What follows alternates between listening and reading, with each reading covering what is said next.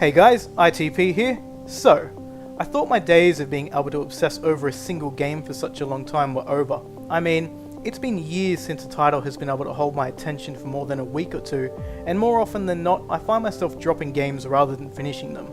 I've just been telling myself that it's part of getting older, and that I have other priorities in life now. I'm the issue, not the games, or so I thought. Recently though, I started playing The Witcher 3, and over the past month I have clocked nearly 100 hours. I find myself thoroughly invested in it.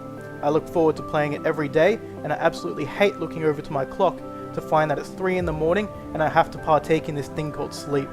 I finished the main story, almost all of the secondary quests and Witcher contracts, the first expansion Hearts of Stone, and the only reason I haven't completed the final expansion Blood and Wine is because I just don't want it to end.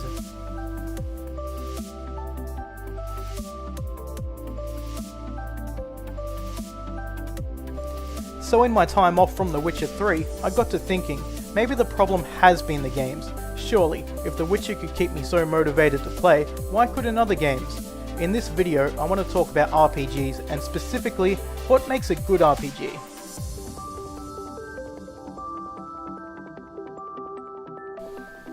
There are two games that I always cite as being absolutely key in kickstarting my passion for gaming. One being The Legend of Zelda: Ocarina of Time, and the other being Final Fantasy VII. Final Fantasy VII was my first experience with an RPG. Only 11 years old at the time, I rescued it from a friend who was on the verge of smashing the disc into pieces because he was stuck on the Demon's Gate boss. The game left a lasting impression on me. RPGs are my favourite genre to this day, and I have it to thank for that. It also showed me that games could be about so much more than just trying to beat the next level. It could also be a platform for storytelling. And that's exactly what I remember most from my time with Cloud, Tifa, Barret, Ares, Red 13, Cid, Yuffie, Vincent, and the other one. It wasn't the gameplay, because let's face it, although enjoyable, the combat was nothing mind-blowing, and the game became far too easy once you worked out how to take advantage of the materia system. Instead, what made it so captivating was the fact that it made me feel so central to the plot. I wasn't just playing Final Fantasy VII, I was living this epic journey that involved running all over the world, befriending a bunch of weirdos, climbing stairs, fighting creatures, climbing more stairs, racing chocobos, climbing more stairs, breeding chocobos, flying an airship, actually going to space, climbing more stairs, riding in buggies, riding bikes, riding dolphins, snowboarding, fighting more creatures, dressing like a woman, and climbing more stairs. All this just so I could kick Sephiroth in the nuts. I laughed, cried, got angry, got excited. It didn't always make sense, but it didn't have to. What it did do though was succeed in getting me so invested into its world. This, I think, is what every RPG should strive to achieve.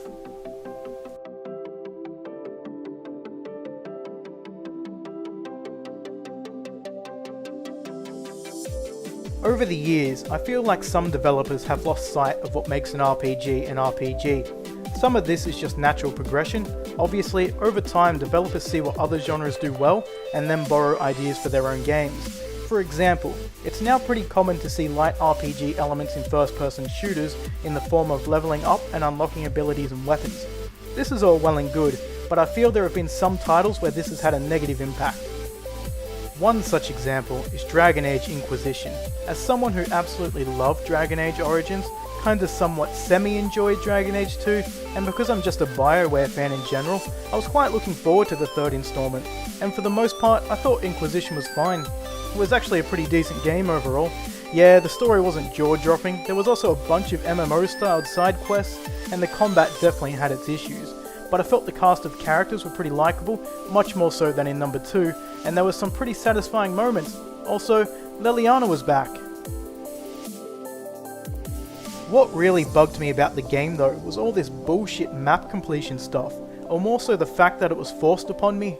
It felt like a cheap fix to make the game feel bigger and have more content than it actually did. Ubisoft titles are notorious for this, and I can sort of tolerate it there, but in an RPG where the whole point should be to feel immersed, it just felt wrong.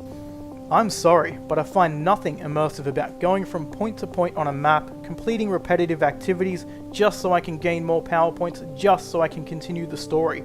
This is something that most open world games have, and it can be fine when done properly. But please, if you need to include it in your RPG, make it relevant to the world and the plot. Don't let it become a meaningless checklist, and preferably, make it optional. let me decide if I think the extra content is worth playing through. This leads directly to my next point, and that is the importance of choice. This may be more relevant to Western RPGs, but I think I can honestly say that when I start up an RPG, the thing I look forward to the most is getting to make decisions. What's my character's name? What does my character look like? Male or female? What kind of person is my character? Good or evil? I love being able to shape the story as I play through the game. How am I going to handle this quest? Who gets to live and who gets to die?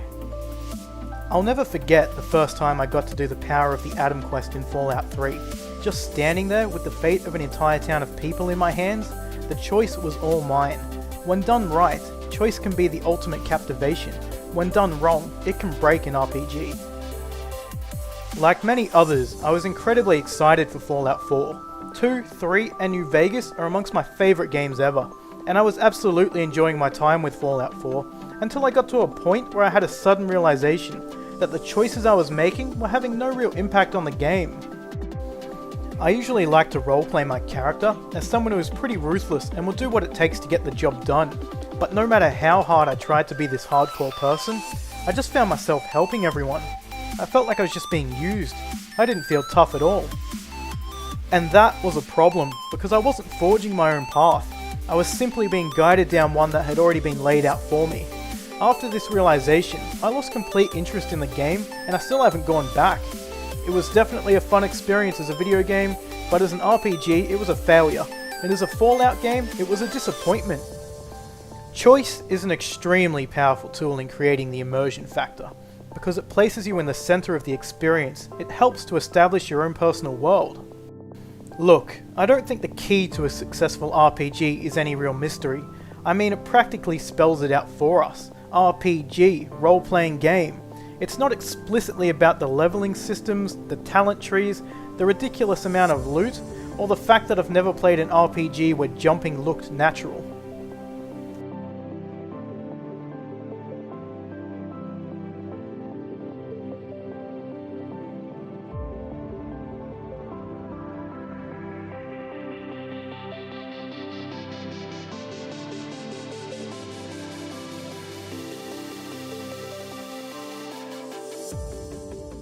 It's about making the game feel like a reality to the player.